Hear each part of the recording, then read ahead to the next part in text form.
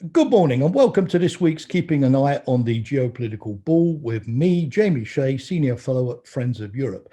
Last week, I reported on the visit to Brussels by Tony Blinken, the US Secretary of State, and the fact that after the estrangement of the Trump years, love is once again in the air and the transatlantic partners are recommitting to each other. But now they have to get down to the serious business of redefining the future role of NATO.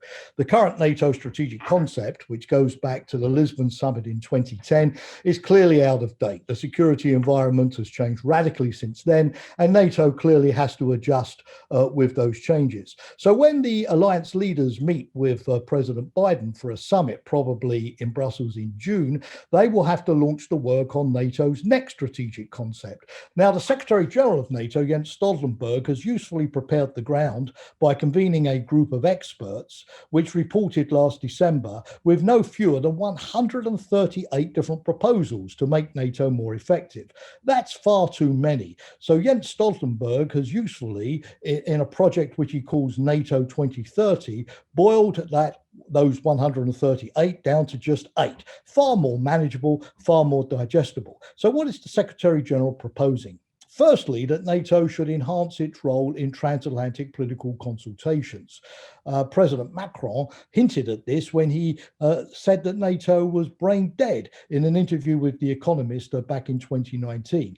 Macron clarified that he didn't mean that NATO was not a good functioning military alliance, but he felt that it should do more to head off among allies regional disputes such as over Libya, Syria, or the Eastern Mediterranean. The Secretary General has usefully suggested that to be effective, NATO needs to bring in more interior ministers, political directors, national security advisors, because clearly these different branches of government deal just as much these days with security, like terrorism or cyber attacks or threats to critical infrastructure, as defense ministers and foreign ministers. But in the past, there have been attempts to expand NATO's political consultation machinery, and it hasn't really worked because some allies in the EU prefer to talk to the US through that institution, and President Biden had his first meeting with the EU last Thursday. Others prefer to have that discussion more bilaterally. But the UK, having left the EU, clearly wants to beef up the role of NATO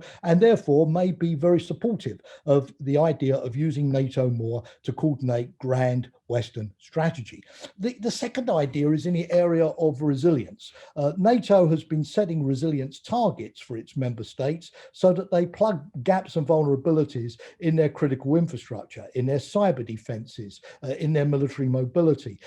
Jens Stoltenberg is now suggesting that those resilience targets be made more ambitious and more intrusive. But some allies may push back, thinking that that's really their own national responsibility and NATO should not go too far in imposing onerous and maybe expensive new resilience requirements upon them.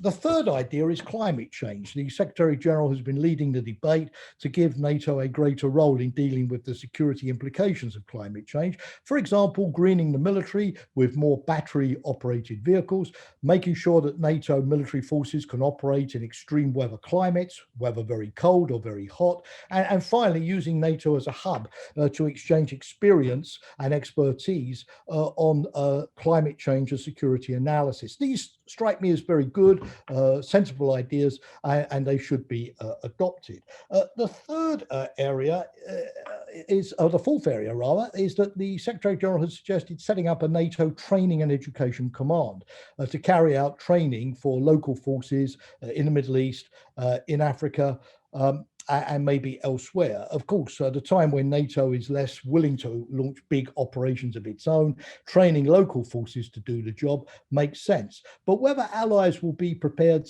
to invest all of the extra money in setting up a new NATO command, and whether there are sufficient clients for NATO in the Middle East or in Africa, for example, will NATO do more in the Sahel? It is an open question. The next issue is burden sharing. The Secretary-General suggested setting up a common fund so that allies that contribute forces to operations would be incentivized to do so because NATO would reimburse them part of their costs. But France and some other allies may not welcome this idea because they feel that NATO should not be rewarding allies for doing what they should do anyway, which is to make their full contribution to the alliance and carry the weight on their own shoulders with increased defence spending in the way that France, the UK, and other allies are doing at the moment. On Russia, the Secretary-General is suggesting to revitalise the NATO-Russia Council, which has not met since 2019. And rightly, he's pointed out that the NATO-Russia Council could do some useful work in terms of enhancing confidence building and risk reduction measures in Europe, for example, more transparency over exercises and military deployments.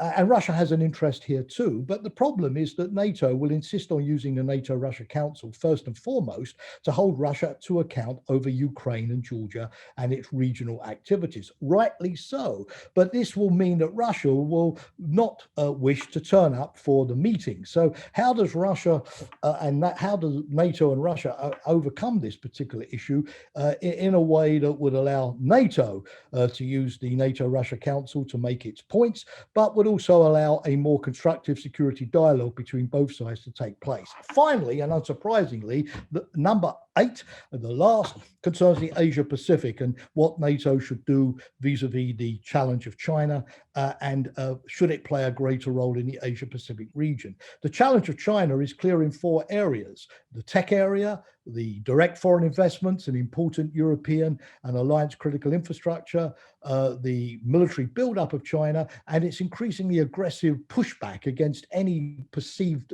interference in its domestic affairs. But whether this means that NATO should actually go to Asia with limited military capabilities, given all of its other responsibilities, or whether NATO should primarily deal with the Chinese challenge in its own backyard in Europe, for example, the Arctic, that question has to be resolved just as much as the issue of how far NATO now goes in partnering with Asia Pacific countries like Australia, New Zealand, or Japan in, for example, freedom of navigation, maritime deployments in the Asia Pacific, again, is an open question which the next NATO summit will have to clarify. So bravo to the NATO Secretary-General for getting out in front and leading the debate, but the NATO summit in June will show to what extent the allies are willing, ready and able to follow him.